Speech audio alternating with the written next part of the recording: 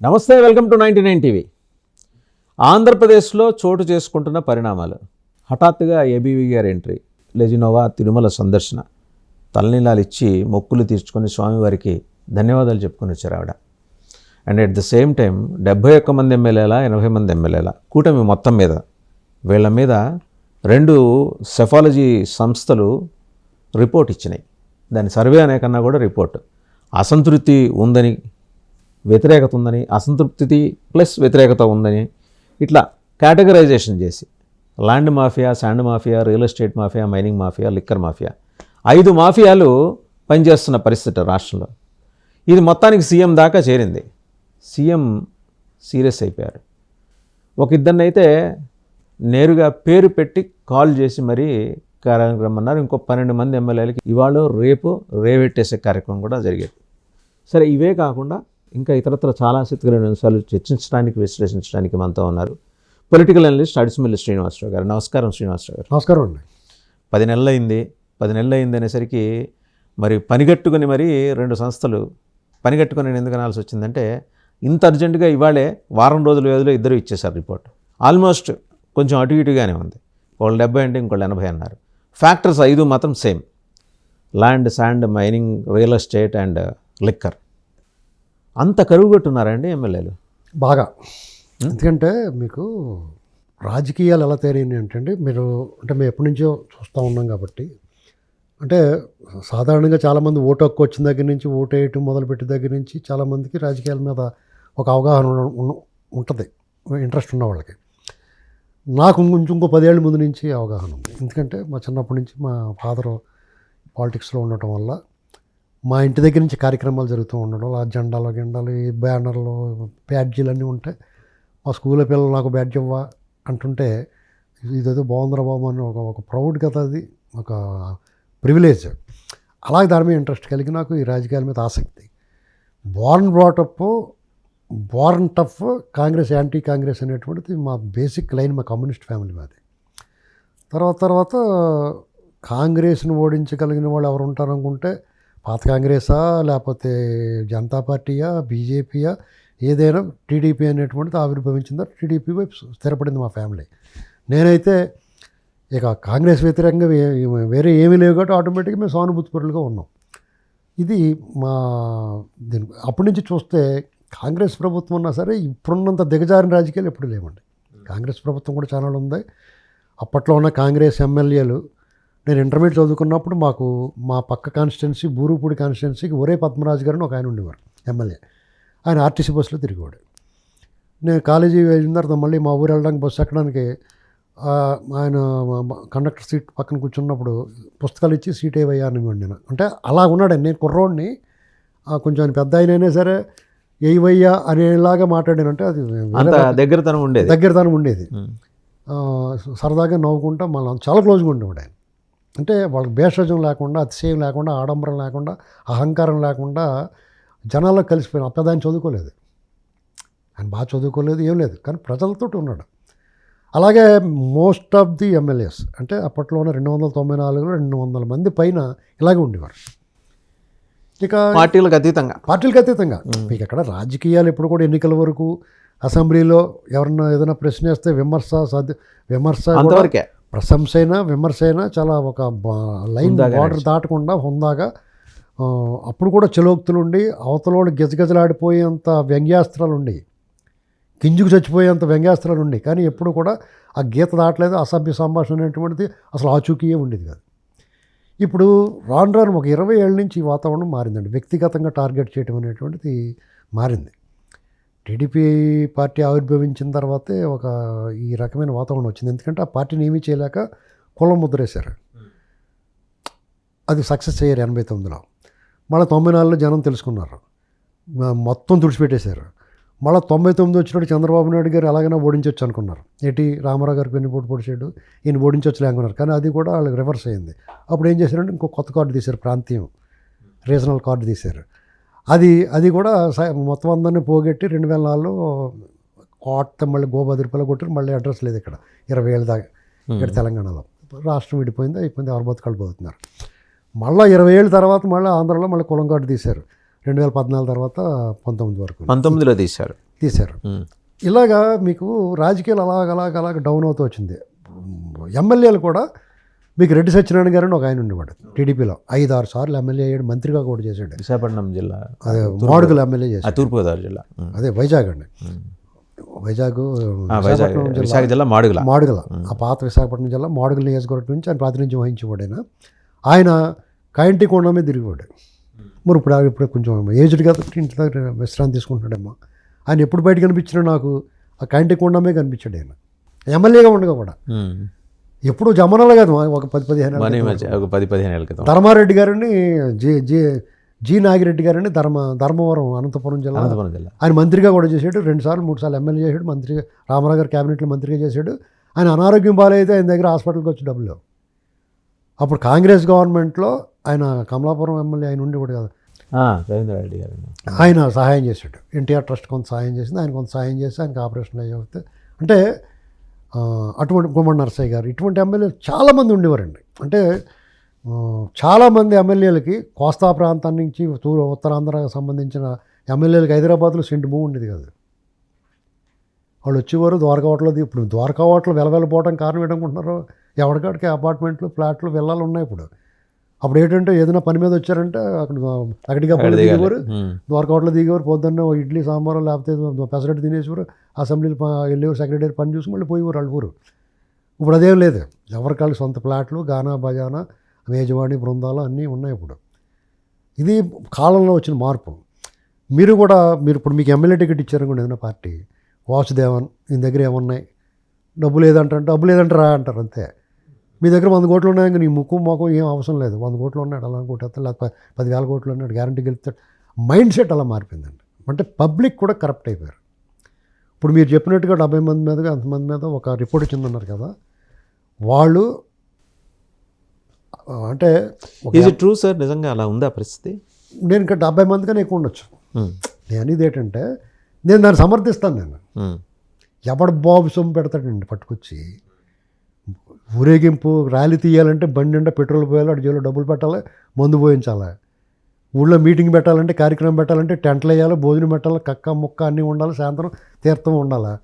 ఆ ఎమ్మెల్యేమైనా కదా, Jagan party batch ఈ బ్యాచ్ ఎవడైనా సరే ఇవాళ అడుగు తీసి అడిగేస్తాడు. అంకల్ మంది మార్పాలం 10 మంది ఎవడ బాబు సొమ్ము పెడతాడో దానికి వాళ్ళకి పరిమితి పెట్టుకోవాలి.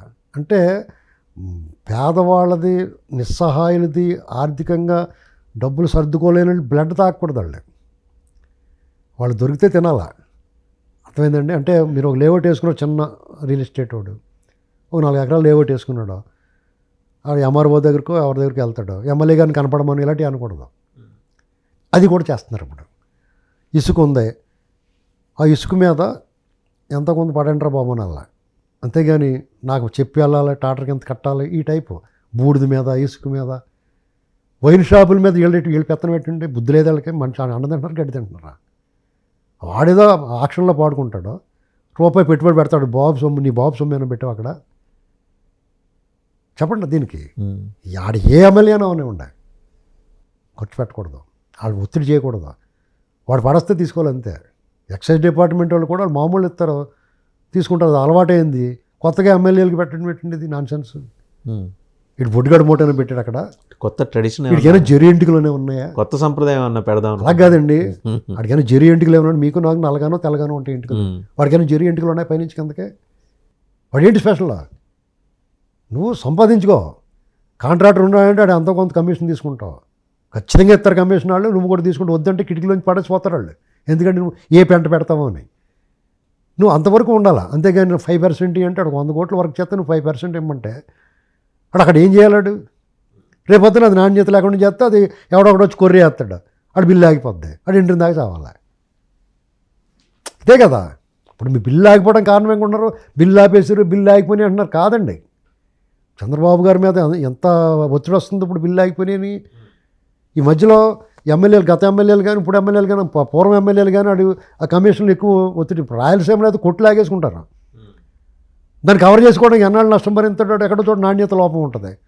దానికి ఆ ఇంజనీర్లు వచ్చి దానికి కొర్రీ వేస్తారు, కొర్రీ వేస్తే అది ఆగిపోద్ది బిల్లు. కోర్టులు అమ్మట తిరుగుతూ ఉంటారు, దాన్ని ఇంకో దాంట్లో అడ్డగోలుగా దెబ్బేస్తారు. ఇది జరుగుతున్న చరిత్ర. అంచేత ఎమ్మెల్యేలు మొత్తం కేక్ తినేకూడదు, మొక్క తీసుకోవాలా. దాన్ని నేను సమర్థిస్తాను, ఎందుకంటే వాళ్ళు బోళ్ళని ఖర్చులు ఉంటాయి కాబట్టి, మళ్ళీ ఎలక్షన్ ప్రిపేర్ అవ్వాలి కాబట్టి.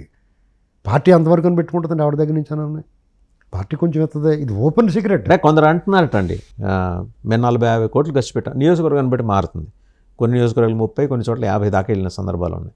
పెట్టాం, మాకు మా investment ROI, return on investment, బిజినెస్లో ఫస్ట్ ఫండమెంటల్ అది.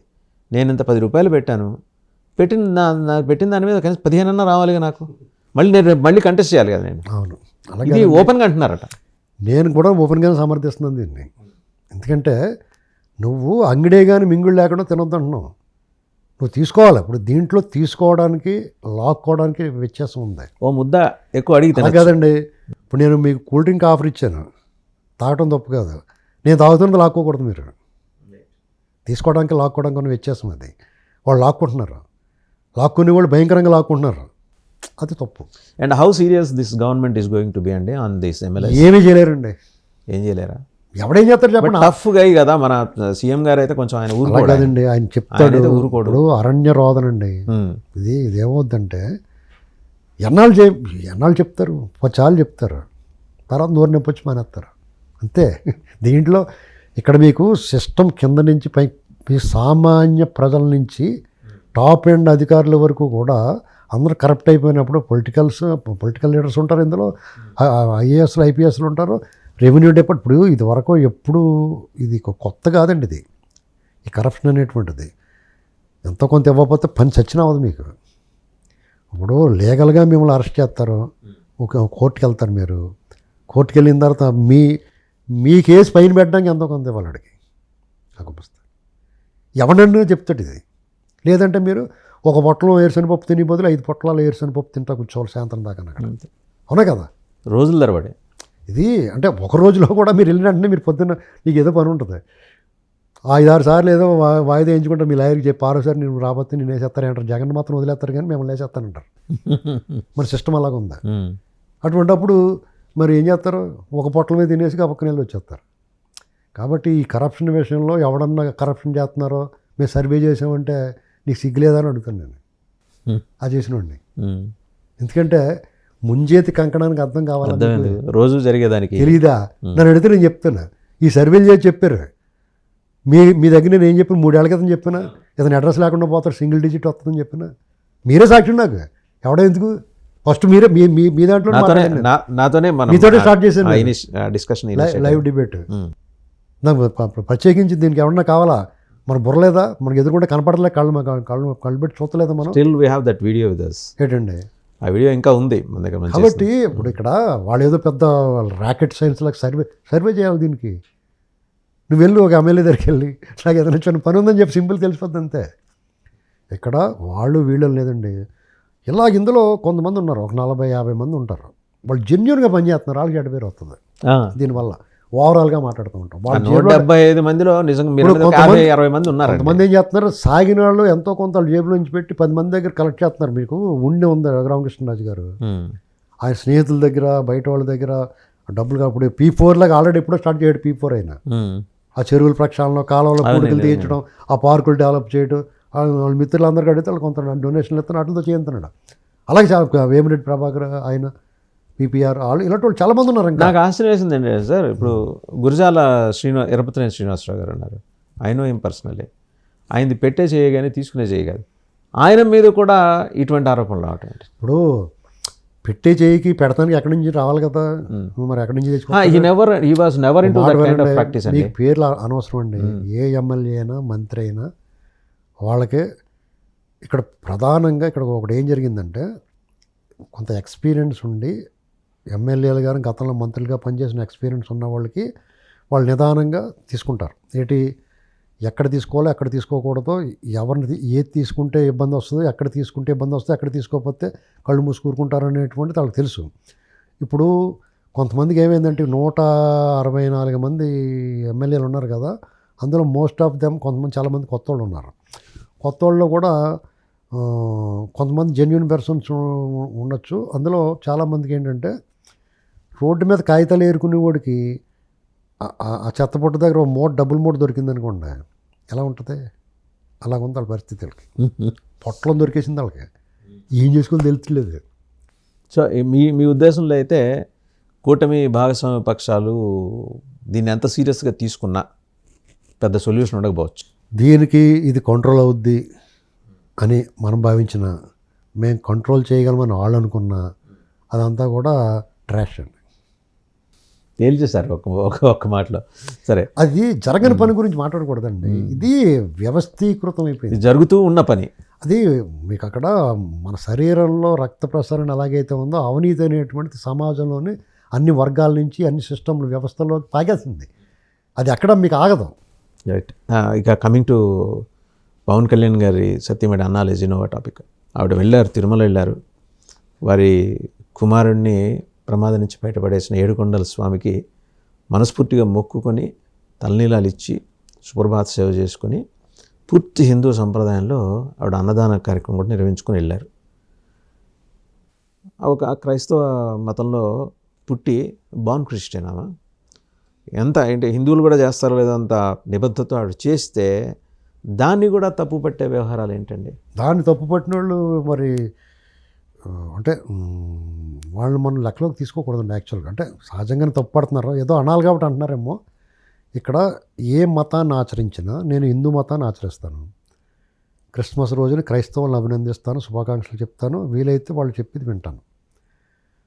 నేను హిందూ మతాన్ని ఆచరించిన మా జాన్ మాస్టర్ అని మా ఊళ్ళో పాస్టర్ గారు నాకు వచ్చి ప్రార్థన చేసి ఉండ గుంట్లో పోలేదనుకోండి, మీకు స్వస్థత చేకూరడానికి మీకు నేను ప్రార్థన చేస్తానంటాడు, చేయమంటాం. తప్పే ఉందండి. పరిపూర్ణంగా పరిశుద్ధాత్మతోటి వాళ్ళు స్వీకరిస్తాం, వాళ్ళు చెప్పింది వింటాం, దేవుడి దండం పెట్టుకుంటాం. అలాగే ఇస్లాం అయినా సరే వాళ్ళు సేమియా పిలవ పెడితే శుభ్రంగా తింటాం, వాళ్ళు ఈ ప్రసాదాలు అయితే తింటాం కూడా అది వేరే కదా. కానీ ఇక్కడ పవన్ కళ్యాణ్ గారు మిస్సెస్ అన్నా లెజినోవా గారు భక్తి శ్రద్ధలతో అక్కడ ఈ భగవంతుడి మీద నాకు నమ్మకం ఉందని అక్కడ ఏదైతే సాంప్రదాయం ఉందో ఆ డిక్లరేషన్ ఇచ్చి శ్రీనివాసుడి దగ్గర నా అహం తలనీలాలంటే ఏంటి తెలుసా అండి, మనిషి తాలూకు అహాన్ని నీ ముందు నా తల వంచటం అనేటువంటిది అన్నమాట. నా తలనీలాలు ఏదైతే మనకి మనిషి శరీరంలో అత్యున్నత స్థాయిలో శిఖరాగ్రాన్ని ఉండే వాటిని మన సంపదని, కేశ సంపదని శుభ్రంగా స్వామివారికి సమర్పించుకున్నారు. అక్కడెక్కడా కూడా ఆవిడ మా అన్నప్రసాదాలు స్వీకరించినప్పుడు కానీ, ఆ తలనీలాలు సమర్పించినప్పుడు స్వయంగా వడ్డించారు, ఆ డిక్లరేషన్ ఇచ్చినప్పుడు కానీ ఎక్కడా కూడా ఆవిడ భక్తి శ్రద్ధలతోటే కనిపించింది తప్ప వేరే విధంగా మొక్క కవళికల్లో కూడా పరిపూర్ణంగా భగవంతుడి మీద నమ్మకంతో. ఆ చిన్న బిడ్డకి ఆపద వచ్చినప్పుడు ఖచ్చితంగా మొక్కుని ఉంటాడు ఈయన పవన్ కళ్యాణ్ గారు, మేము చేసుకుంటామని. ఆవిడ వచ్చి మొక్కు చెల్లించుకుంది.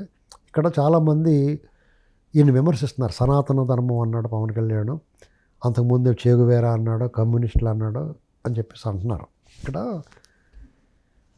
పరిణామ క్రమం ఉంటుందండి, అంటే కాలం ఉంటుంది, ఒక మార్పులు సంభవిస్తుంటాయి. అంటే ఒపీనియన్స్ మార్చుకునేవాడు పొలిటీషియన్ కాదండి, ఫస్ట్ పాయింట్. గిరీశం ఏనాడో చెప్పాడు, కన్యాశుల్కంలో గురజాడ అప్పారావు గారు ఎప్పుడో రాశాడు దీని గురించి. ఒపీనియన్ అనేటువంటిది అది వేరియబుల్, కాన్స్టెంట్ కాదండి. అంటే ఒక స్థిరమైన అభిప్రాయం ఉన్నవాడు గుమ్మడి నరసయ్య గారిలా సైకిల్ తొక్కుంటే అక్కడే కూర్చోవాలి, అది తప్పని నేను. అలాగే పవన్ కళ్యాణ్ గారు కమ్యూనిస్టులతో ఎర్రజెండా అని పాటలు పడ్డాడు కదా. చేగువరా అన్నాడు, యాంటీ కరప్షన్ ఫోర్స్ అన్నాడు, సమాజం అన్నాడు, మీకోసం నేను ఉంటానన్నాడు. 2 చోట్ల ఓడించి పంపించారు జనం. అంటే అది ప్రజలకు నచ్చలేదు కదా. ప్రజాభిప్రాయానికి అనుగుణంగా ఆయన మారాడు. 3 సార్లు ఈ దేశంలో అప్రతిహతంగా గెలిచిన మోడీ గారు అభిమానించాడు ఈయన ఆయన పరస్పరం ఆయన మార్గంలో వెళ్ళాడు.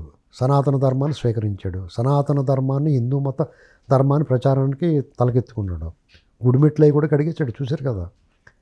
అటువంటిది ఆయన మాట వరకు, చేతల వరకు అలా కనిపించడం వరకు నటించడం కాకుండా ఇప్పుడు ఆ భార్య కుటుంబం కూడా పూర్తిగా ఆ హిందూ ధర్మాన్ని ఆచరిస్తుంది.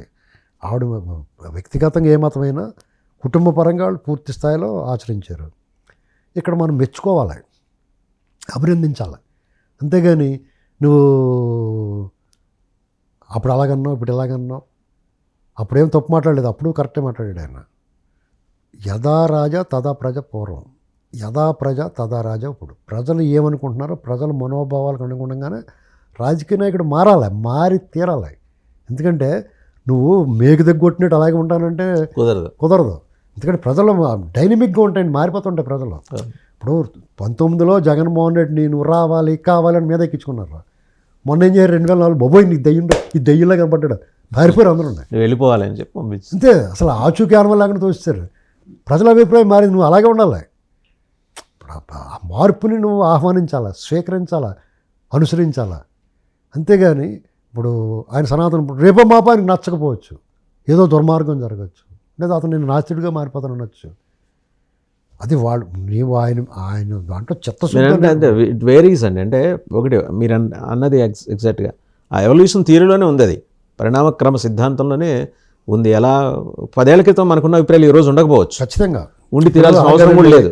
ఇప్పుడు ఆంధ్రప్రదేశ్ కోణంలో ఆలోచిస్తే నేను బీజేపీ మీద నేను విమర్శించినంతగా ఈ దేశంలో ఎవడే విమర్శించున్నాడు. ఈ దేశంలోనే వాళ్ళ ప్రధాన ప్రత్యర్థి అని కాంగ్రెస్ కూడా పాప అనివారు. నేను విమర్శించినట్టుగా ఎవరైనా విమర్శించారు. కానీ వాళ్ళ వైఖరి ఇవాళ సౌత్ ఇండియా పట్ల వాళ్ళు కొంత వాళ్ళ వైఖరి మార్చుకున్నారు. అది రాజకీయ అవసరమో ఏదన్నా కానివ్వండి, బట్ వైఖరి అయితే మారింది. వైఖరి మారినప్పుడు కూడా మనం అలాగే విమర్శిస్తే మనం విలువ ఉండదు. అదే చైనాలో వర్షం పడితే ఇక్కడ గొడుగులు వేసుకుని తిరిగినట్టు ఉంటుంది. అది అంచేత ఇప్పుడు పవన్ కళ్యాణ్ గారి విషయంలో నేను ముందే చెప్పానండి, ఆయన చాలా జాగ్రత్తగా హ్యాండిల్ చేయాలి ఎవడైనా సరే. ఇప్పుడు ఒక సెపరేట్ అతను సినిమాల్లో కానీ నిజ జీవితంలో కానీ రాజకీయంలో కానీ అతను ఒక ప్రత్యేకమైన వ్యక్తిత్వం ఉన్న వ్యక్తి. అతనిలో కొంత నిజాయితీ ఉంటుంది, కళ్ళల్లో స్పష్టత, మాటలో స్పష్టత ఉంటుంది. దాన్ని నువ్వు రిసీవ్ చేసుకుంటే తేడా ఉంటుంది. ఆ సందర్భానికి తగ్గట్టుగా ఎవడో చెప్పిన సమస్యకు తగ్గట్టుగా స్పందిస్తాడు. అంతేగాని నువ్వు అవాళ అలా మాట్లాడావు, ఇప్పుడు ఇలా మాట్లాడావు అని మనం ప్రశ్నించకూడదు. మనమే పొద్దున్న ఒకలా మాట్లాడతాం, సాయంత్రం పొద్దున్న కాఫీ తాగుతాం, మధ్యాహ్నం టీ తాగుతాం. ఏంటండి అవునా కదా సాధారణంగా. అది పొద్దున్న సాయంత్రం కూడా కాఫీ తాగి కూడా ఉంటాడు. ఇలా రకరకాలు ఉంటుంది. అలా పొద్దున్న నుంచి ముందు తాగేసి కూడా ఉంటాడు.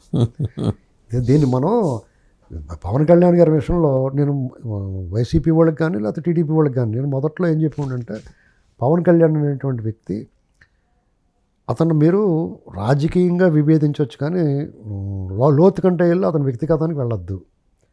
అతని వ్యక్తిగత జీవితంలో పెళ్ళిళ్ళ గురించి అది ఇది మాట్లాడారు. ఇప్పుడు ఈవిడ్ని కూడా మాట్లాడారు. ఇప్పుడు మొన్న లెజినోవా గారి గురించి కూడా అసభ్యంగా మాట్లాడారు. ఆయన పెళ్ళిళ్ళు కార్లో టైర్లు మార్చినట్టు మారుస్తాడు, లేకపోతే దత్తపుత్రుడు ఇలాంటివి మాట్లాడేవారు. ప్యాకేజ్ స్టార్ అనేవారు.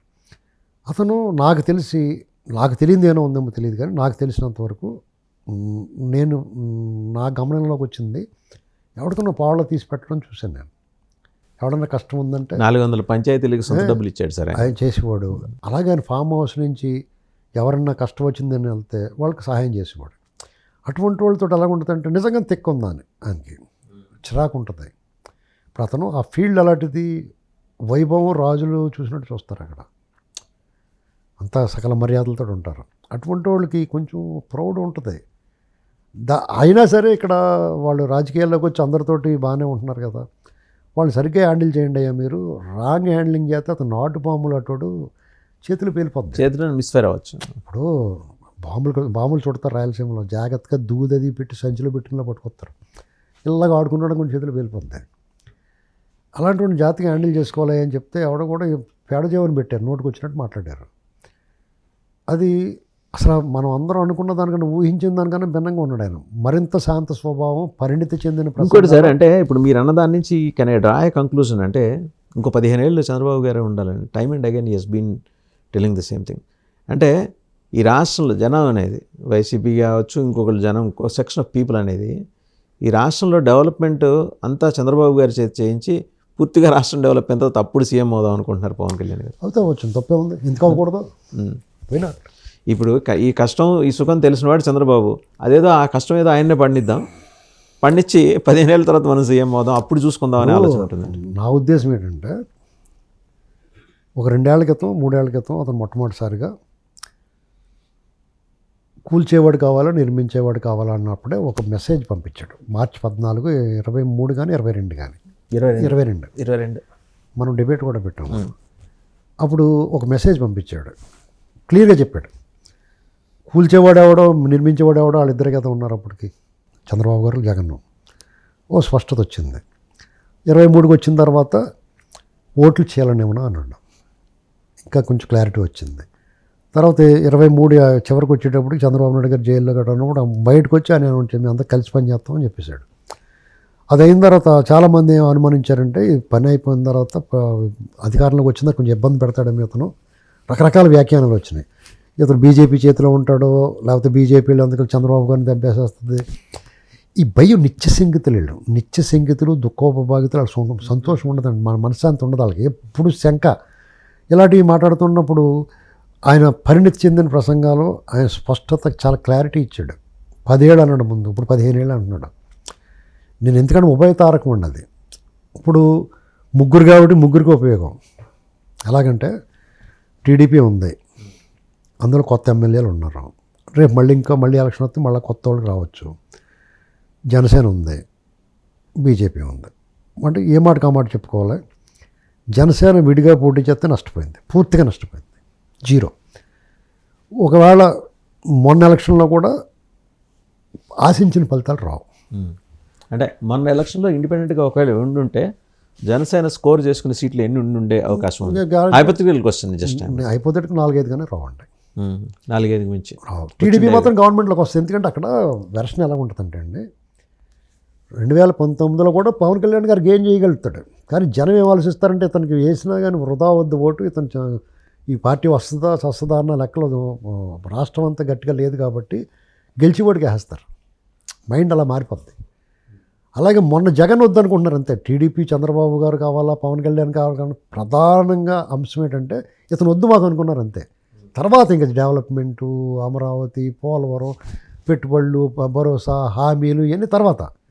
ఫస్ట్ ఇతను వద్దు, మీరు ఇప్పుడు మీకు నచ్చినోడు ఏమన్నా గెట్ అవుట్ అంటారు, ఫస్ట్ నువ్వు దొబ్బేరా బాబు అంటారు కదా, అలాగనమాట. తర్వాత సంగతి తర్వాత చూసుకుందామని ఆ లెక్కలో మళ్ళీ టీడీపీ గెయిన్ వద్దండి. పవన్ కళ్యాణ్ గారు టీడీపీకి అడ్వాంటేజ్ కూడా ఉంది. ఒక discipline party having very good cadre base. NTR గారు పెట్టినప్పటి నుంచి ఖచ్చితంగా కమిటెడ్ దీంతో నడుస్తున్న పార్టీ. డెవలప్ చేసింది అయితే క్రెడిట్ ఖచ్చితంగా చంద్రబాబు నాయుడు గారికి ఇవ్వాల్సిందే. జనరల్ సెక్రటరీగా ఆ పార్టీ నిర్మాణంలో ఇవాళ 1 నుంచి 100 వరకు ఆయన పేరే మాట్లాడాలి. మీకు ఏం జరిగింది, అది ఆ ఆలోచన ఎందుకు వచ్చిందంటే వాళ్ళకి 89లో పార్టీ ఓడిపోయింది. అది టీడీపీకి అప్పట్లో ఉన్న ఓటర్లకి క్యాడర్ లేదు అప్పుడు, వాళ్ళకి ఒక ఎమోషనల్ బాండింగ్ ఉండేది. ఆ ఎమోషన్ ఇంకో ఎమోషన్ బ్రేక్ చేసింది. 89 రంగా మర్డర్ కోస్తాలో అదొక ఎమోషన్, ఎన్టీఆర్ ప్రజలు అనేటువంటి ఒక ఎమోషన్. దాన్ని ఇంకో ఎమోషన్ బ్రేక్ చేసింది రంగా మర్డర్ విషయంలో. వీళ్ళకి సంబంధం లేకుండా రాజశేఖర రెడ్డి వాళ్ళ చేత చేయించేసి వీళ్ళ మీద పడచ్చాడు. వాళ్ళు బతుకంతా ఇప్పుడు అంతే, వాళ్ళ చేత వాళ్ళు చేస్తారు, వాళ్ళ బాబాయ్ వాళ్ళు చంపేస్తారు, చంద్రబాబు చేసాడు అన్నారు. అది కూడా అంతే సేమ్. వీళ్ళు చెప్పుడు చేతగా దద్దమ్మలను తిట్టచ్చు ఒకసారి మనం వీళ్ళు, ఎందుకంటే మాట రావాలి కదా. ఎవరిని? టీడీపీ ఎవడు బయటకు వచ్చి మాట్లాడాలి కదా. ఇలా జరుగుతుందని చెప్పడం నోట్లో ఏం పెట్టుకుంటారో తెలియదు. ఒక్కొక్కసారి ఒళ్ళు మండిపోతుంది వాళ్ళు చూస్తుంటే. నాకు ఇప్పుడు వైసీపీ వాళ్ళు అబద్ధమని నిజమో మొత్తం మొగం మీద కొండ బదులు కూడా అతను వచ్చేసి ఎదురుకుండా బకెట్ నిండా తీసుకొచ్చి బురద మీద పోసేస్తారు కడుక్కోరా అని. వీళ్ళతో కడుక్కోవడం సరిపోద్ది వీళ్ళకి. ఇలాంటి పరిస్థితుల్లో ఆయన ఏం చేశాడు చంద్రబాబు గారు, అప్పుడు 89లో ఆయన గెలిచాడు, పార్టీ ఓడిపోయింది. 85లో పోటీ చేయాలి చంద్రబాబు గారు. చాలామంది చంద్రబాబు గారు పదవి కాంక్ష ఇవన్నీ అంటారు. ఈజీగా గెలిచి మినిస్టర్ అవ్వగలిగిన పరిస్థితిలో కూడా ఆయన నిలబడలేదు. 85 ఒక్క ఎలక్షన్ ఆయన నిలబడలేదండి. ఛాన్స్ ఉంది కదా, మినిస్టర్ అయిపోవచ్చు బ్రహ్మాండంగానే, నెంబర్ 2గా కూడా ఉండొచ్చు. లేకపోతే ఇంకొక అల్డ్ గారు ఉన్నాడు, వెంకటేశ్వర గారు ఉన్నాడు, నెంబర్ 3 కానీ లేకపోతే ఇద్దరు కలిపి చేసుకోవచ్చు పక్కనే. అన్ని ఛాన్సులు కూడా వదులుకొని ఆయన పార్టీని బిల్డప్ చేయడానికి ప్రయత్నం చేశాడు. కర్షక 89 నుంచి ఇక పార్టీ క్యాడర్ని ఎలా బిల్డప్ వచ్చాడంటే, చంద్రబాబు నాయుడు గారిని రామారావు గారు వ్యవస్థాపక అధ్యక్షుడిని తప్పించాల్సి వచ్చిన పరిస్థితి చంద్రబాబు గారు అంకెలు నిలబడింది క్యాడర్. ఇది ఇప్పుడు జనసేన పని చేయాలి, జగన్ కూడా చేసుకోలేదు ఆ పని, జగన్మోహన్ రెడ్డి కూడా చేసుకోలేదు ఆ పని. అతను ఎమోషన్ మీద ఎన్నాళ్ళు ఉంటుందండి. మొన్న బ్రేక్ అయిపోయింది ఎమోషన్.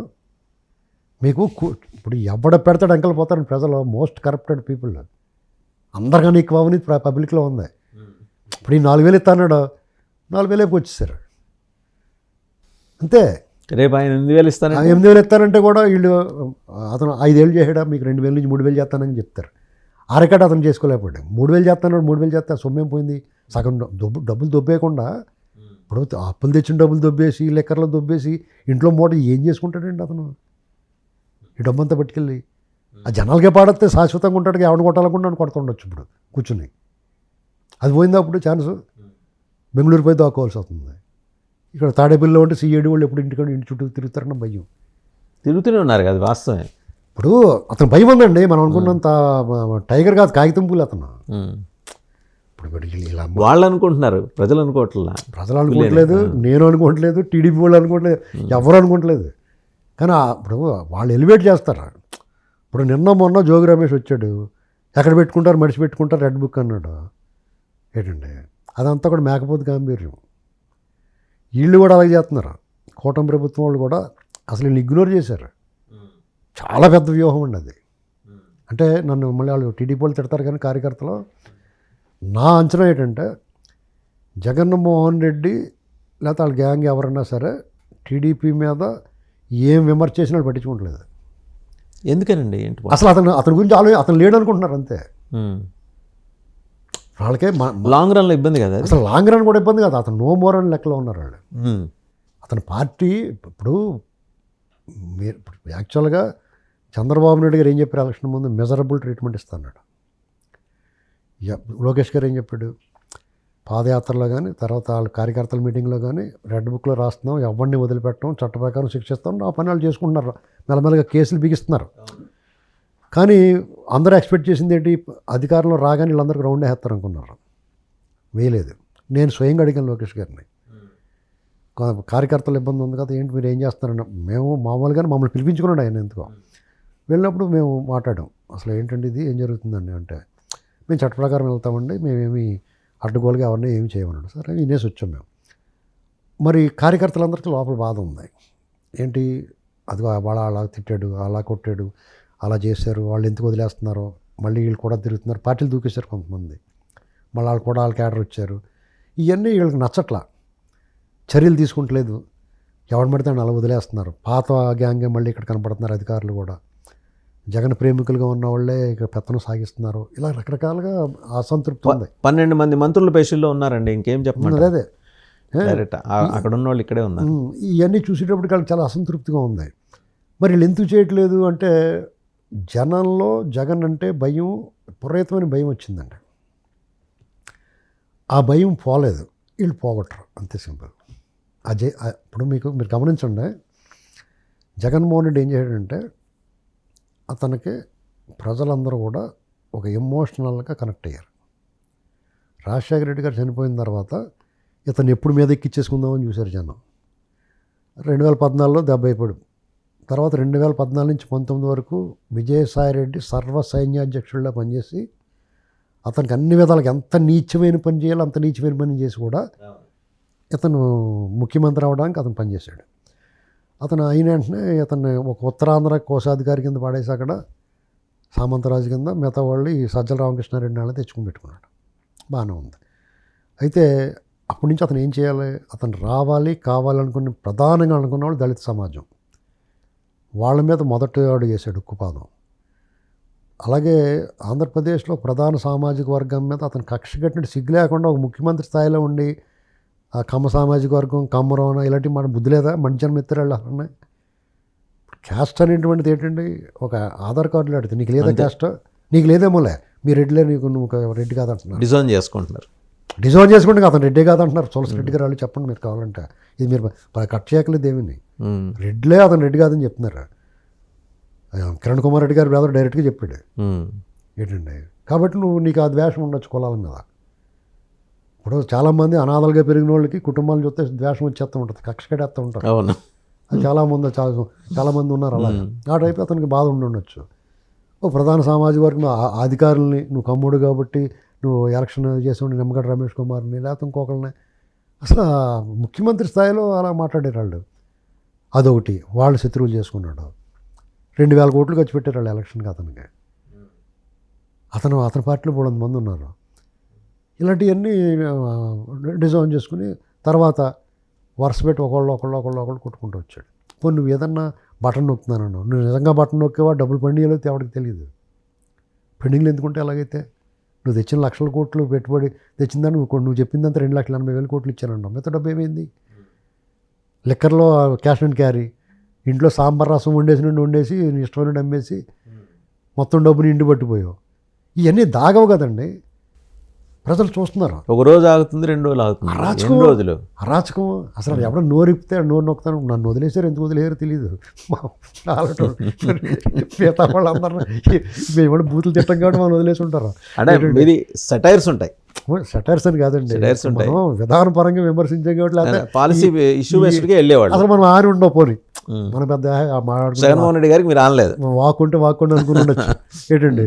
అయితే నేను అనుకుంటాను, నాకు చాలామంది బెదిరించేవారు, నీకు ఫోన్ చేసి నీకు ఎంతరా బాబు అనేవారు. నేను టీడీపీని అలా విమర్శిస్తాను. నేను ఇప్పుడే మన ఇంటర్వ్యూలోనే 4-5 గట్టిగా మాట్లాడారు టీడీపీ వాళ్ళు. మనకు నచ్చక నేనేమనుకుంటే నాకు ఎవడో ప్రిపేర్ చేయడం, నాకు ఎవడో వెనకాల ఉండడండి. నేను ఏమనుకుంటే మాట్లాడుతున్నాను, మీరు మాట్లాడుతున్నారు కాబట్టి మీరు రావద్దంటే మన ఇంట్లో కూర్చుంటున్నాం, గోడ చెప్పుకుంటాను లేకపోతే ఏంటండి. అయితే అతను అందరినీ దూరం చేసుకున్నాడు. వాళ్ళ పార్టీలో అతను దర్శనం ఇవ్వకుండా. ఆశ్చర్యమైన విషయం ఏంటంటే తన జేబులో ఉన్నాయని భావిస్తున్న 40% ఎస్సీ ఎస్టీ బీసీ ఓట్లు వాళ్ళని దూరం చేసుకోవటం. అప్పుడు ఏమైందంటే ఆటోమేటిక్గా నీకు ఎప్పుడైతే మీకు ఒకటే లెక్కండి, సింపుల్గా చెప్పాలంటే అధికారం కానీ సంపద కానీ ఏదైనా సరే సిరితా వచ్చిన సలలితముగా నారికేళ సలిలము భంగిన్ అంటారు. సిరితా పోయిన పోవును కరిమింగిన వెలగ పండు చంద, అంతే సింపుల్. కొబ్బరికాయలో నీళ్ళు ఎలాగొస్తే అలాగ వచ్చేద్ది సంపద కానీ అధికారం కానీ. మళ్ళీ పోయేటప్పుడు ఏనుగు మింగిన వెలగపండు ఉంటుంది, మాయమైపోద్ది అంతే. అదే జరిగింది ఇతని విషయంలో. నేను 100 సార్లు చెప్పాను ఇంటర్వ్యూల్లోనే, ఇలాగ అయిపోద్ది ఇతని పరిస్థితి అని. నీకు తెలియదు, నీ కళ్ళు మూసిపోయి ఉంటాయి, నువ్వు వైనాట్ 175 ఉంటావు. చంద్రబాబుని కుప్పంలో పడుతుంది నీ తరమా? చంద్రబాబుని కుప్పంలో పడి మంగళగిరిలో ఓడించగలిగేవంటి కారణం ఏంటి? అతను 15 ఏళ్ళ నుంచి అసలు ఆ నియోజకవర్గంలో ఆ పార్టీ ప్రాతినిధ్యం లేదు. ఎప్పుడు 85లో ఎప్పుడో ఎంఎస్ఎస్ కోటేశ్వరరావు గారు తర్వాత పొత్తులో సిపిఎం వాళ్ళు పట్టుపోయేవారు. కమ్యూనిస్టులు తీసుకునేవారు, పొత్తులో గెలిచివారు అక్కడ, కానీ టీడీపీకి సంబంధం లేదు. నాకు తెలిసి ఎంఎస్ఎస్ కోటేశ్వరరావు లాస్ట్. తర్వాత మళ్ళీ ఇప్పుడు లోకేష్ గారు. అటువంటి చోట కులబలం లేని చోట అతను నిలబడి ఒక రకంగా చెప్పండి దుస్సాహసం చేశాడు. అతను ఎవడన్నా నిలబడాలంటే మన వాళ్ళు ఎంతమంది ఉన్నారని చూసుకుంటున్నారు. ఇప్పుడు జగన్మోహన్ రెడ్డి కొలకోటకు వచ్చి బయటకు రమ్మని చూద్దారే, పులివెందులు దాటి రమ్మని చూద్దారా, విజయవాడలో నిలబడమనండి, రాయమండ్రిలో నిలబడమని, వైజాగ్ నిలబడమనండి, శ్రీకాకుళం నిలబడమనండి, దమ్ముంటే గెలిచి చూపించమని చూద్దారా. అదే చంద్రబాబు లోకేష్ ఎక్కడి నుంచి నిలబడతారు. పవన్ కళ్యాణ్ అక్కడ మన భీమవరం ఓడిపోయాడు, పిఠాపురం గెళ్ళేదా. ఇప్పుడు ఒక నాయకుడు అంటే నువ్వు స్టేట్ లీడర్ అనుకుంటే నీ కులకోటలో కూర్చుని కత్తులు పొదిని పెడతా, ఓట్లు వేసి కూడా చేతులు నరికేస్తా, వాళ్ళ మండలాలకి బాంబులు వేసేసి చంపేస్తా. మీరు నిజంగా దమ్మున్న వాళ్ళు ఎవరైనా అయితే మీరు వచ్చి పోటీ చేయాలి ఇక్కడ. నేను అప్పుడు అదే చెప్పాను, నువ్వు ఆన్లైన్లో కొడతావు, ఆండు ఓడిస్తాను, ఈడు ఓడిస్తాను, డైరెక్ట్ చంద్రబాబు మీద పోటీ చేయి, లేదా లోకేష్ మీద పోటీ చేయి, పవన్ కళ్యాణ్ మీద పోటీ చేయి. అప్పుడంటే 19లో గాలి, 24లో గాలి, మధ్యలో నువ్వు రాజీనామా చేసి ఆవిడొకటి ఛాలెంజ్ చేసి ఇప్పుడు పోటీ చేయండి, లేకపోతే ఒక ఏడాది పోయిన తర్వాత నీ బొమ్మేటి తెలిసిపోద్ది ఏంటండి. ఊరికే ఎలివేషన్లు ఇవ్వకూడదు ఎవడన్నా. అతనికి అవకాశం వచ్చింది సువర్ణాంగం, అర్ధరాజ్యం ఎత్తి అడుక్కుని చెప్పుకడి దాచిపెట్టి ఉంటాడు ముష్టుడు. అడేంటంటే ఆడు ముష్టి బతుకడిది, మళ్ళీ అడుక్కోవాలని ఉంటుంది. అర్ధరాజ్యం ఇచ్చిందని శుభ్రంగా పరిపాలించుకోవాలి కదా. ముష్టి చెప్పు అవతల పడేసి ఆ ముష్టి చెప్పు కడిగి దాచిపెట్టుకున్నాడు, దాని అర్థం ఏంటి? నేను నిలబడదు, నాకు ఇది, నేను మళ్ళీ అడుక్కుంటాకే పోతానండి. ఇప్పుడు అది ఏమైంది అతనికి? అధికారం వెంటనే పోయింది. అతను అన్నాడు నిజంగా 30 ఏళ్ళు ఉంటాడు, ఖచ్చితంగా ఉంది 30 ఏళ్ళు. ఎలాగుండాలి? అసెంబ్లీలో ఒక ప్రతిపక్ష నాయకుడిని, ఒక స్టాల్ వాటిని, మీ బాబు ఫ్రెండ్ని వాళ్ళ కుటుంబాన్ని కించపడుతుంటే పిచ్చి నవ్వులు అవుతాయి, ఎరుసూపులు చూస్తే నువ్వు నాయకుడు ఎలాగవుతావు, సభానాయకుడివి, నీ గౌరవం ఎలాగుంటుంది? సాక్షాత్ అసెంబ్లీలో కదా మనుషులు కోత 2 రోజులకి భోజనాలు పెట్టచ్చు, ఒక్కొక్కడు ఇద్దుల్లో ఉన్నారు వాళ్ళు అసెంబ్లీలో. వాళ్ళు ఏం మాట్లాడారండి? మధ్యాహ్నం ఎత్తారు వాళ్ళు అసలు. వీళ్ళు అంతకన్నా ఇది కాబట్టి వాళ్ళ సంగతి పట్టించుకోలేదు. దొల్లించి కొట్టాలి వాళ్ళని. ఎలాగండి? దొర్లించి కొట్టాలి, మామూలుగా కొట్టకూడదు. సినిమాలో చూపించిన ఎగిరి అనుకుంటా కాదండి, దొల్లించుకుంటే వెళ్ళాలన్నమాట వాళ్ళని. ఇది బాధ కార్యకర్తల కాళ్ళకి, అసంతృప్తి. వాళ్ళు ఎవరో సర్వే వాళ్ళు చెప్పిన దాంట్లో ఆడు తింటున్నాడని కాదండి, ఇది అసంతృప్తి. రియల్ పెయిన్ అయితే ఇది. అసలు ఇదే పెయిన్, అసలు పెయిన్ లేదు. ఎవరు తింటలేదండి అంటున్నారు కదా. జగన్మోహన్ రెడ్డి 1,00,000 కోట్లు కొట్టేయండి, ఎవరు తింటలేదండి అంటున్నారు కదా. జగన్మోహన్ రెడ్డి ముఖ్యమంత్రి అయ్యాడంటేనే అవినీతిని యాక్సెప్ట్ చేశారు పబ్లిక్. లూటీ చేశారు, కొల్లగొట్టేయడు కదండి బందిపూడి దొంగల్లాగా వీళ్ళు. దాన్ని యాక్సెప్ట్ చేశారు కదా. దాని గురించి మళ్ళీ అవినీతి గురించి మాట్లాడితే మనకు అన్న సన్నాసనం కూడా ఉండడు. సరే, ఈ అవినీతి అంశం పక్కన పెడితే ఒకప్పుడు ఒక డిసిడెన్స్ లాంటి దాన్ని వస్తే అమ్మో సీఎం చూస్తున్నారు, చంద్రబాబు గారు చూస్తున్నారంటే ఒడి దగ్గర పెట్టుకునేవాళ్ళు. కులిపూడి శ్రీనివాసరావు గారు ఏంటి, పిఠాపురం వర్మ గారు ఏంటి, ఇట్లా ఒక 10-15 వాయిస్లు. ఎందుకని పార్టీ మామూలుగా ఏమన్నా అంటే క్రమశిక్షణా సంఘం ఆయన ఒకరు సత్యనారాయణ గారు ఒక ఆయన ఉంటారు, ఇలా ముఖ్యమంత్రి గారు కన్నెర చేశారు, ఇందాకే ఆగ్రహించారు అని చెప్పి ఒక లెటర్ పంపిస్తారు. అలా ఎన్నిసార్లు కన్నెర చేస్తారు, ఎన్నిసార్లు ఆగ్రహిస్తారు? వాళ్ళు అయితే సెట్ అవ్వట్లేదు కదా. మీకు కంట్లో నలుసు, చెవిలో జోరీగా, పంటి కింద రాయి, అలా తయారవుతున్నారు కొంతమంది ఎమ్మెల్యేస్. ఇప్పుడు మీకు టీడీపీలో వ్యవస్థాకృతంగా ఆ పార్టీలో చాలా మార్పులు వచ్చినాయండి. దానికి ఒక సిస్టమ్ ఉండేది. ట్రబుల్ షూటర్స్ ఉండేవారు కొంతమంది, ఒక అనుభవజ్ఞులైన వాళ్ళు, అంటే బాగా మాట్లాడగలిగిన వాళ్ళు, అవతల వాళ్ళని ఒప్పించి కన్విన్స్ చేయగలిగిన వాళ్ళు ఒక టీం ఉండేది. ఇలాంటి సమస్య ఎప్పుడు వచ్చినా, పార్టీకి కష్టం కలిగినా లేకపోతే అవతల వ్యక్తులకి నష్టం వచ్చినా, కష్టం కలిగినా వాళ్ళు దాన్ని సరిచేసేవారు. ఇప్పుడు ఆ సిస్టమ్ లేదు. ఆ లోపం స్పష్టంగా కనపడుతుంది పార్టీలో. ఎంటర్కి వచ్చిన తర్వాత సిస్టమ్ ఇంకా స్ట్రెంగ్తన్ అవ్వాలి కదా. అంటే ఇక్కడ ఒక ట్రాన్స్ఫర్మేషన్ జరుగుతున్నప్పుడు, తరాన్ని నుంచి తరానికి మారుతున్నప్పుడు, నాయకత్వం కానీ ఒక ఇండస్ట్రీ యాజమాన్యం కానీ మారుతున్నప్పుడు కొంచెం డిస్టర్బెన్సెస్ వస్తాయండి. ఇప్పుడు మీకు ఒక ఇండస్ట్రీ ఉంది, లేదా మీ నాన్నగారికి ఒక పెద్ద ఇండస్ట్రీ ఉంది, ఆయన మీకు అది అప్పచెప్తున్నాడు అనుకోండి, మీ నాన్నగారు కూడా కొంతమంది ఉంటారు, ఆయన నమ్మకస్తులు, ఆయన టీం ఉంటుంది. వాళ్ళందరూ కూడా ఒక రకంగా యజమాని లాగానే ఉంటారు. వాళ్ళని యజమానికి ఏ రకమైన అధికారాలు, దర్పం, హోదా ఇవన్నీ ఉంటాయో వీళ్ళకు కూడా అయ్యే ఉంటాయి. మీరు వచ్చేటప్పటికి మీ దగ్గర వాళ్ళు మిమ్మల్ని యజమానిగా అంగీకరించడానికి కొంచెం టైం పడుతుంది. అలాగే మీరు కూడా వాళ్ళకి చిన్నప్పటి నుంచి చూసి ఉంటారు, అంకుల్ అని ఉంటారు మీరు. వాళ్ళందరినీ మీరు యజమానిగా యాక్ట్ చేయలేరు. కాబట్టి ఆ ఇది ఉంటుంది. కాబట్టి మీరు కొత్త టీంని పెట్టుకుందాం అనుకుంటారు. ఆ కొత్త టీం వచ్చిన తర్వాత వాళ్ళు సెట్ అవ్వడానికి కొంచెం ఇబ్బంది పడుతుంది. అదే ఒక పరిశ్రమలో ప్రైవేట్ వ్యాపార సంస్థలు అయితే వాళ్ళ ఇష్టం.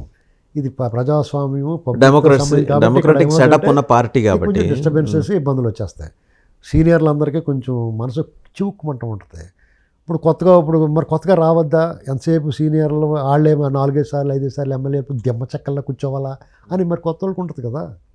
ఇప్పుడు మీకు పార్టీకి ఒక గ్రామం ఉంటుందండి, అందులో ఒక నాయకుడిగా ఎమర్జీ అవుతాడు, ఆడి మేకు దగ్గొట్టుకున్నాడు అలాగే ఉండిపోయాడు అనుకోండి, మళ్ళీ కొత్తగా తయారైన ఏం చేస్తాడు, ఇంకో పార్టీలో పోతాడు. ఇప్పుడు 2 డిఫరెంట్ వర్షన్స్, డిఫరెంట్ ఫ్యాక్ట్స్ లేకపోతే. మన మధ్య యనమల రామకృష్ణుడు గారు అంటే he feels or rather he claims himself as the pillar behind Chandrababu Naidu గారు అని.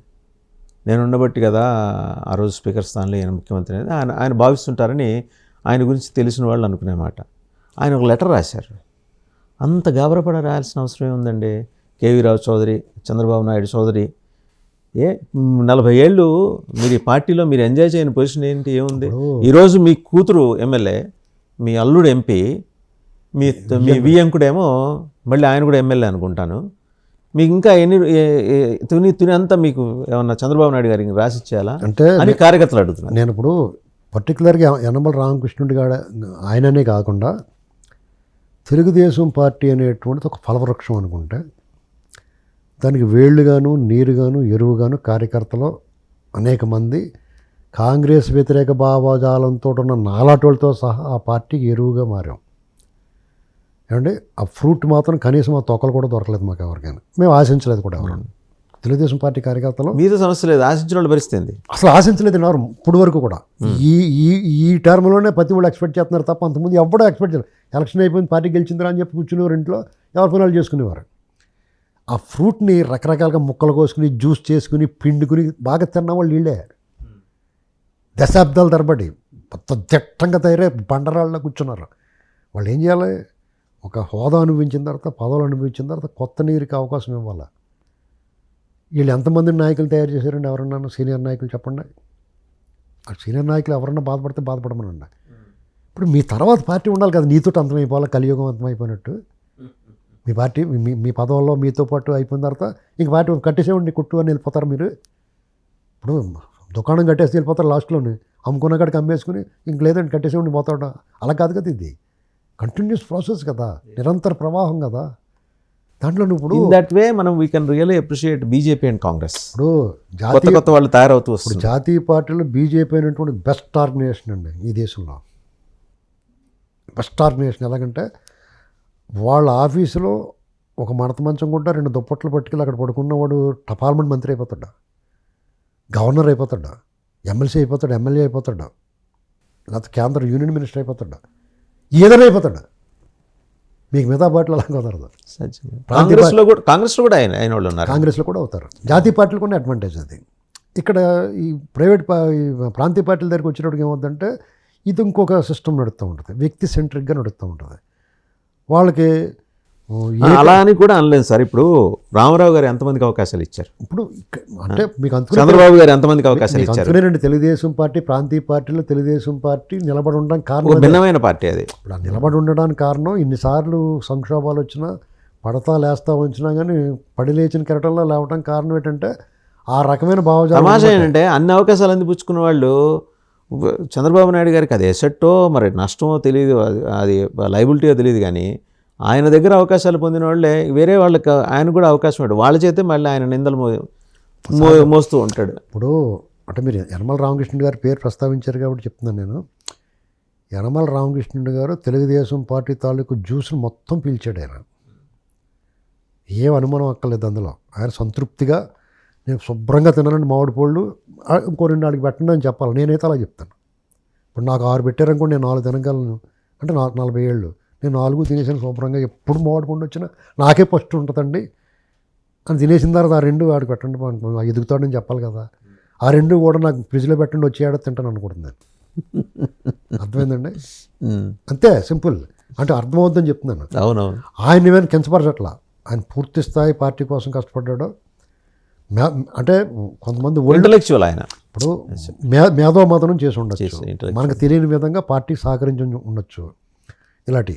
అయితే చూసి వాళ్ళకి ఏం కనపడుతుంది అంటే ఇతను మర్రి చెట్టులాగా ఎవరిని ఎదగనివ్వలేదు అని చెప్పేసి అనుకుంటారు. అది కూడా ఉండొచ్చు, అది కూడా ఉంది. ఇప్పుడు అక్కడ దానివల్ల నష్టం ఏంటంటే అండి, ఆయన అలా ఉండటం వల్ల ఇంకో బీసీ నాయకుడు ఎదగడం. ఇప్పుడు ఎంతసేపు కూడా బీసీ నాయకులు ఏం చేస్తాడు, తెలుగుదేశంలో ఈ పార్టీలు వీళ్ళు అడ్డంగా ఉన్నారా బాబు, మనం ఇంకో పార్టీలో పోదాం అనుకుంటాడు. పవర్ఫుల్, బాగా వాయిస్ ఉన్నవాడు, యుద్ధం చేయగలిగినాడు. యుద్ధం చేయాలండి. ఇప్పుడు రాజకీయాలంటే పంచిపైగా కట్టుకుని ప్రచారం చేసి ఓట్లు ఏంట్రా అని చెప్పేసి వెళ్ళిపోతే కుదరదు. యుద్ధమే చేయాలా. యుద్ధం చేయకుండా ఇంట్లో కూర్చుని ఏడ్చనిపప్పు తింటే కుదరదండి. అలాంటి పరిస్థితుల్లో మీకు ఈయన వల్ల నష్టమే జరిగింది పార్టీకి. ఎన్నిసార్లు ఓడిపోయాడు ఆయన. అయినా సరే పార్టీ ఆయన గౌరవించింది, గుర్తించింది. ఆయన చాలా గౌరవంగా, ఆయన నిష్క్రమణ చాలా గౌరవంగా ఉండాలి పార్టీ. అంటే ఆయన ఎన్నాళ్ళు సర్వీస్ చేసినట్టే కదా పార్టీకి. ఆయన నిజంగా చేసాడో లేదు, అడ్వైజరీ రోల్ ఆయన ఎలాగో తీసుకుంటారు. ఆయనకి మంచి పాత్ర ఇవ్వాలి. ఆయనకి ఇప్పుడు ఆయన మౌనం అండి, అంటే కొంచెం ముక్తసరిగా మాట్లాడతారు. ఇంట్రోవర్ట్. వాళ్ళిద్దరూ మాట్లాడుకుంటారేమో తెలియదు చంద్రబాబు గారు ఆయన. చూడటానికి అలా కనిపిస్తుంది కానీ మనకు తెలియదు. ఇప్పుడు ఒక కొవ్వొత్తు వెలుతురు ఉంటుంది, ఆ వెలుతురు ఉన్నంతసేపు మనకు కనిపించి దాని అవతల ఏమీ లేదనుకోకూడదు. అలాగే ఈయన విషయంలో కూడా మనకు కనిపించేది ఏంటంటే ఆ నియోజకవర్గాలు అడ్డంగా నిలబడ్డాడు, ఎవరిని ఎదగనే ఆ జిల్లా అంతా దెబ్బ అయిపోయిందని అనుకుంటారు అందరూ. ఆ జిల్లాలో చాలామంది నేను చెప్పేది చాలామంది చెప్పింది ఇది. లేకపోతే మనమే కనిపెడతాం, అక్కడికి వెళ్ళి కూర్చున్నాం ఏమన్నా, చాలామంది చెప్పినాయి మనం చెప్తాం. అయితే అలాంటిది ఏమైనా చేసి ఉండొచ్చు ఆయన. ఈ కులం గురించి మాట్లాడతాం ఆయన చేసిన తప్పు 100%. ఎందుకంటే ఆయన ఈ పార్టీ ఉన్నాడు ఆయన మొదటి నుంచి. పార్టీ 83 చంద్రబాబు గారు కన్నా సీనియర్ పార్టీలు ఉన్నాయి. మరి అటువంటిప్పుడు ఈ పార్టీ సిద్ధాంతాలు, ఈ పార్టీ వ్యవహారం, ఏం చెప్పిన ఈ చౌదరీలకు అక్కడ ఏం సీన్ ఉందో ఆయన తెలీదా? డబ్బులు తీసుకుంటారు, అలా పాలు పితికినట్టు పితికేస్తారు, గడ్డ వేయరు దానికి. అమ్మాళ్ళకే వీళ్ళు గడ్డి కూడా వేయరు, నలుగురు ఎదురు కూడా లేరండి, రక్తం వచ్చేలా పిండేస్తారా. ఇప్పుడు మీకు ఒక ఆవుకి పొదుగు కోసి తినేస్తారు వీళ్ళు. ఏ ఉపద్రవం వచ్చినా, ఏ ఇబ్బంది విపత్తు వచ్చినా వీళ్ళు లిస్ట్ తీయండి. ఇప్పుడు ఉభయ తెలుగు రాష్ట్రాల్లోనూ ఎవరి కంట్రిబ్యూషన్ ఎంత ఉందో చెప్పండి, చూడండి, తెప్పించండి, మీ దగ్గర డేటా ఉంటుంది. ప్రతి ఓటు ఇప్పుడు ఈ P4 లైవ్ పెట్టారు, ఇప్పుడు దత్తత లైవ్ తీసుకుని మళ్ళీ దీనికి తయారైపోతున్నారు, ఎవడో వచ్చేసి ఇచ్చేస్తున్నారు కదా, తిట్టించుకుంటాం అందరినీ. అసూయ ద్వేషంతో రగిలిపోతున్నారు కదా. అంటే మీరు పడుకున్న గుర్రం లేపు దండించుకున్నట్టు పెట్టి తిట్టించుకున్నట్ట. ఎందుకంటారు ఇవన్నీ? పిలిచి పెండ పెట్టించుకున్నట్టు. అంతే కదా. దానికి ఇది పెద్ద ఇదిగా ఎవరో ముందు రారులేండి ఈసారి. ఎందుకంటే సమాజంలో పాలకుడు పక్కన పెట్టేసి ప్రజలు ద్వేషంతో రగిలిపోతా ఉత్తుపునం తిట్టేస్తుంటే అసలు ఇది అందుకని వీళ్ళు విరక్తి వచ్చేసి దూరంగా పారిపోతున్నారు. ఇప్పుడు మీరు చెప్పారు కాబట్టి చెప్తున్నాను. అంటే ఇప్పుడు మాది గుంటూరు జిల్లా పరచూరు కాదు సారీ పెదనందిపాడు నియోజకవర్గంలో ఒక వెల్ ఆఫ్ ఇండస్ట్రియలిస్ట్ అండి. ఆయన అచ్చంగా వితరణ చేస్తారండి. మొన్న వచ్చారు పోలవరానికి 10 కోట్లు ఇచ్చారు, గమని ఎవరికి ఆయనకే పబ్లిసిటీ కూడా అక్కర్లా. పేరు మర్చిపోయారు, ప్రసాద్ గారు అనుకుంటాను. ప్రసాద్ గారు ఆయన గురించే చెప్తున్నాను ఇప్పుడు. ఆయనేమి ఎందుకండి నా గురించి ఇచ్చేశాను కదా పోలవరం కోసం నమస్కారం అండి అంతే. ఆ 2 ముక్కలు ఆయన మాట్లాడి ఆయన ఏం ప్రచారము కోరుకోలా. అలాగే ఇంకో ఏదో విపత్తు వచ్చింది, అప్పుడు వచ్చి నిలబడ్డాడు ఆయన. ఏంటండి మరి వీళ్ళందరూ ఆయన పోనీ ఆయన వ్యాపారాలు ఆంధ్రప్రదేశ్లో లేవు. మీకు పోనీ ఆయన ఎక్కడో మాట చెప్తాను చూడండి. వీళ్ళందరూ దేవుడు సూర్యుడు అని చెప్పేసి పనిగట్టిన రాజశేఖర రెడ్డి కానీ జగన్మోహన్ రెడ్డి కానీ వాళ్ళ తాత రాజారెడ్డి కానీ రూపాయి పాలు ఎవరికైనా ఇచ్చాడేమో చూపించండి ఒకసారి. ఎవరికైనా జేబులోంచి ఇలా తీసి పవన్ కళ్యాణ్ ఇచ్చాడు, చిరంజీవి ఇచ్చాడు, బాలకృష్ణ ఇచ్చాడు, నాగార్జున ఇచ్చాడు, చంద్రబాబు గారు ఇచ్చాడు, లోకేష్ ఇచ్చాడు, ఎవడన్నా ఇచ్చాడు ఈ రాజకీయాల్లో ఉన్నవాడు. జగన్మోహన్ రెడ్డి జైలు తీసి పరస్ తీసి 10 రూపాయలు ఇచ్చాడు చూడండి ఎవరికైనా చూపించండి ఎప్పుడన్నా ఒక దృశ్యం ఉంటేనే. మరి ఎవరి కోసం ఎవరిని తిడుతున్నారండి ప్రజలు? వాళ్ళకి ఎందుకు వితరణ చేయాలి వీళ్ళందరూ? దానికి వ్యతిరేకం నేను, కంప్లీట్గా వ్యతిరేకమండి దీనికి. ఎందుకంటే నువ్వు డబ్బులు ఇచ్చి తిట్టించుకుంటావు ఎందుకండి? నీ మీద అభిమానం ఉన్నవాడికి ప్రేమ ఉన్నవాడికి నువ్వేమైనా చెయ్యి, నీ ప్రాణం ఇచ్చేయి. అంతే తెల్లారులైతే నేను తిట్టివాడికి నువ్వు ఎందుకు చేయాలి? అండ్ ఇంకెనదర్ ఆస్పెక్ట్ రెండు అంశాలు. నీటిపారుదల శాఖ మంత్రిగా ట్రమెండస్ కాంట్రిబ్యూషన్ దేవినేని ఉమామహేశ్వరరావు గారిది. ప్లాస్టిక్ కుర్చీ వేసుకొని వచ్చి పోలవరం డ్యామ్ దగ్గర కూర్చొని ఏళ్ళ తరబడి ఆయన పరిపాలనా కాలంలో కూర్చున్నాడు. Most accessible leader. He was denied ticket. ఆయన ఎక్కడ ఏం మాట్లాడలేదు. పార్టీ చూసుకుంటుంది ఎందుకంటే చంద్రబాబు గారి మీద విశ్వాసం. ఇక్కడ 2 వెర్షన్స్. ఆయనతో పాటు ఒక 15 మంది లబ్ధ ప్రతిష్ఠులైన కమ్మ ప్రముఖులు ఎమ్మెల్యేగా గెలిచిన వాళ్ళు. లోకేష్ ఆధిపత్య మీద తిరుగుబాటు బావుట ఎగరేసి విజయవాడ హోటల్లో సమావేశమయ్యారు. So all of them were denied tickets అని ఒక కథనం బయటకు వచ్చింది. అందులో ఒకే ఒక ఆయనకి మినహాయింపు, గోరంట బుచ్చేశ్వర గారు పెద్ద ఆయన వెళ్ళి లోకేష్ బాబు అట్లా కాదు, ఇక this is my last election, నాకు అవకాశం ఇయ్యా అని అంటే వేడుకుంటే ఆయన ఒక్కడికే ఇచ్చాను. నిజమేనా ఇది? అదేం కాదండి, అదేమి అదన్నీ అబద్ధ కల్పనలు అండి, అబద్ధాలు.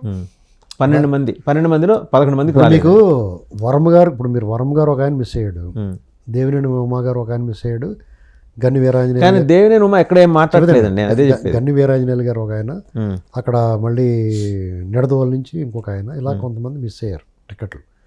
ఓవరాల్గా కమ్మారికి ఉన్న సీట్ మా ప్రభాకర్ చౌదరి గారిని ఎందుకు వదిలేశారు? అదే మీ ప్రభాకర్ చౌదరి గారు కొంచెం ఆయన ఎటువంటి తిట్టమన్నాడు కాబట్టి కానీ ఇవ్వకపోయినా పర్లేదు. మీ ప్రభాకర్ చౌదరి గారు ఎటువంటి తిట్టమని కొరకంచి కాల్చి లోపల పెట్టిపోయాడు కాబట్టి అలాంటి వాళ్ళకి అలాగా మేమే వద్దని చెప్తాం. అలాంటి వాళ్ళు ఎందుకంటే బాబు మీకు అని అయితే అంటే మేమే వద్దని చెప్తాం అంటే మాకేం ఒక్కలేదు అనుకో. అయినా సరే ప్రజలు కదా మనం మాట్లాడుతూ వద్దండి, మీకు ఆ తలకాయ పోటీ ఎందుకంటాం. మీకు ఇక్కడ ఓవరాల్గా కమ్మారు సీట్లు తగ్గుతున్నాయండి. తూర్పుగోదావరి జిల్లాలో 4 సీట్లు ఉండే కమ్మారికి, 2కి వచ్చేసింది. అది వెస్ట్ గోదావరిలో 4 ఉండి 2కి వచ్చేసింది. కమ్మారికి కృష్ణా జిల్లాలో వాళ్ళ మంత్రి పదవి లేదు. ఇలాగా ఎప్పుడో 53లోనే సంజయ్ రెడ్డి గవర్నమెంట్లో, అంతకుముందు దామోదరం సంజయ్ గారి గవర్నమెంట్లో, ఉమ్మడి మద్రాసు రాష్ట్రంలో కూడా 60 మంది 70 మంది కమ్మార ఎమ్మెల్యేలు ఉండేవారు, లేకపోతే మంత్రులు ఉండేవారు. ఇదంతా ఉండేది. కాంగ్రెస్ చాలా మంది ఉండేవారు, కాంగ్రెస్ ఉన్నప్పుడు ఉండేవారు. రకరకాల అలాగా చేసుకుంటూ వస్తారు. తెలుగుదేశం ప్రభుత్వంలో కమ్మార్కి డెఫినెట్గా మైనస్ అంతే.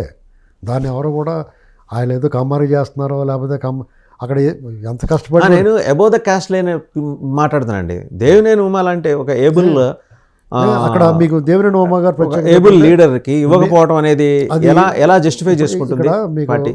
అక్కడ ఎలా జరిగిందో తెలుసు కానీ ఆయన కష్టాన్ని మనం ఎవరు తక్కువ చేయలేం.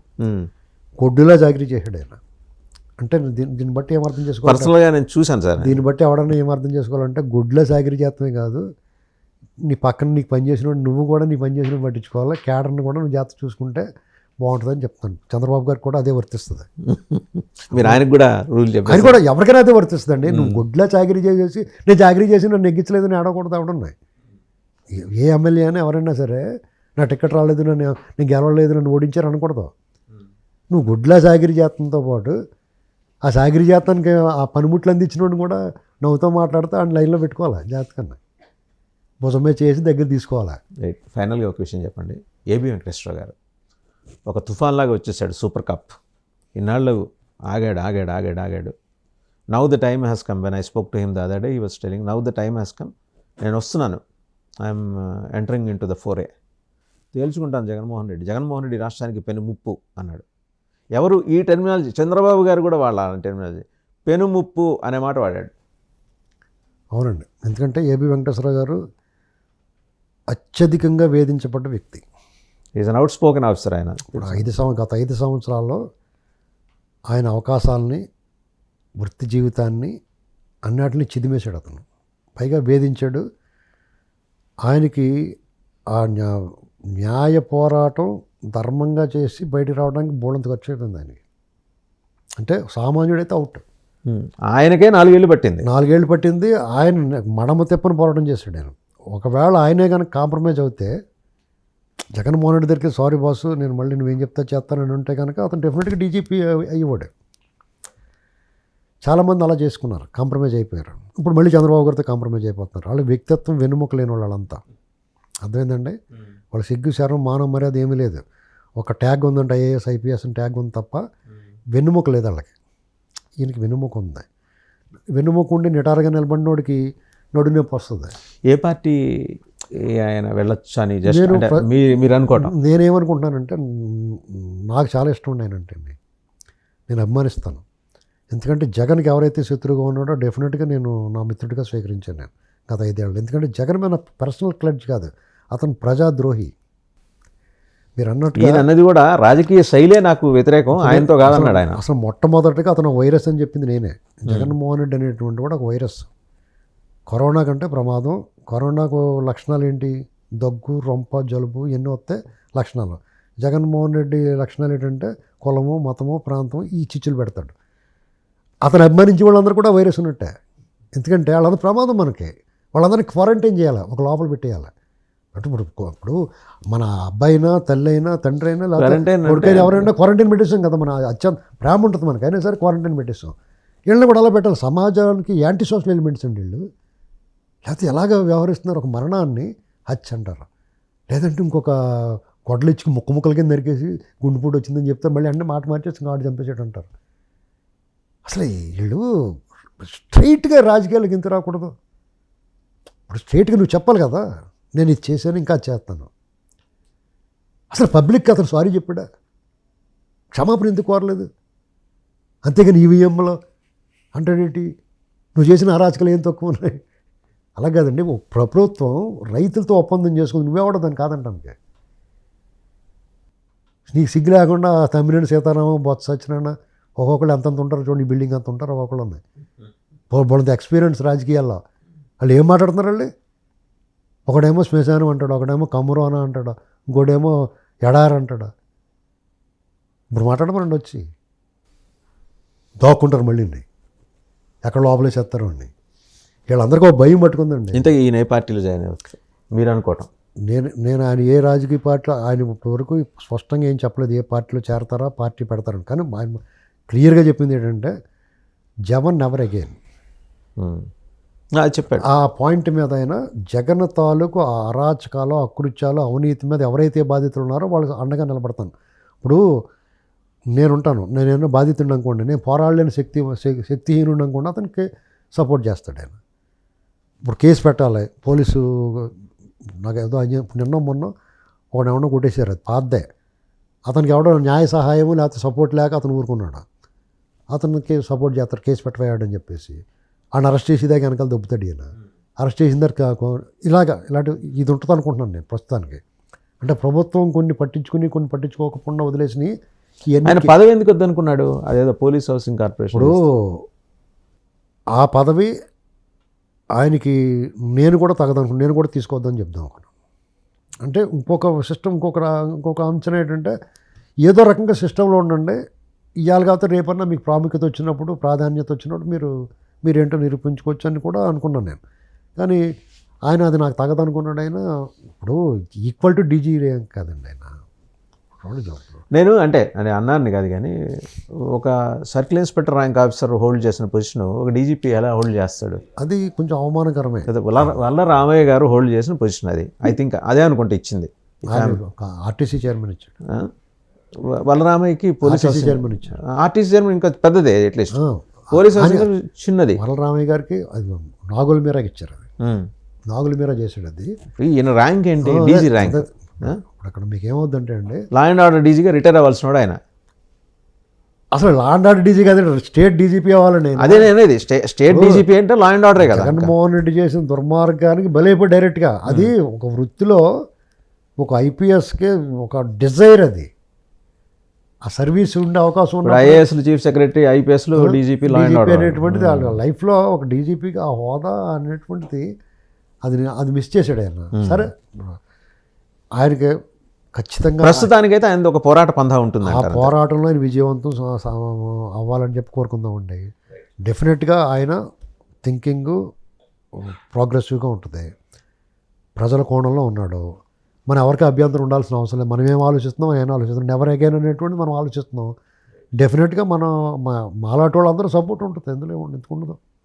రైట్ శ్రీనివాస్ గారు, థ్యాంక్ యూ వెరీ మచ్. ఇంకా చాలా విషయాలు ఉన్నాయి, మళ్ళీ మనం నెక్స్ట్ ఎపిసోడ్లో మాట్లాడుకోవాల్సినవి. ఈసారి కంప్లీట్ డెవలప్మెంట్ యాంగిల్లో వెళ్దాం. ఆంధ్రప్రదేశ్, పోలవరం, అమరావతి అండ్ ప్యారలల్గా జాతీయ రాజకీయాలు, వీటన్నిటి మీద నెక్స్ట్ ఎపిసోడ్లో మనం మాట్లాడుకుందాం. Thank you very much. నమస్కారం.